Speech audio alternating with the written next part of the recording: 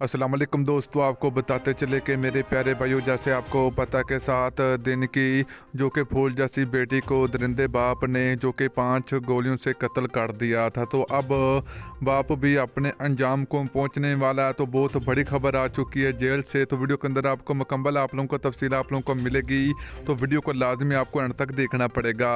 तो दोस्तों, उससे पहले अगर आपने अभी तक इस वीडियो को लाइक नहीं किया तो वीडियो को लाइक करें, चैनल को सब्सक्राइब करें, बेल आइकन जरूर इनेबल करें ताकि आप लोगों को वीडियो का नोटिफिकेशन मिल सके। तो चलिए मेरे प्यारे भाइयों, आप लोगों को बताते चलें कि 7 दिन की फूल जैसी बेटी को जो कि काफर बाप ने 5 गोलियों से शहीद कर दिया था। तो दोस्तों, इस वक्त जो कि काफर बाप को सजाए मौत का हुक्म जारी कर दिया गया। तो आज बहुत बड़ी जो कि न्यूज़ खुलकर आ रही है कि ये काफर बाप ने जेल में मेरे प्यारे भाइयों अपनी ज़िंदगी का खात्मा कर दिया। तो वीडियो बहुत ज़्यादा वायरल भी हो रही है।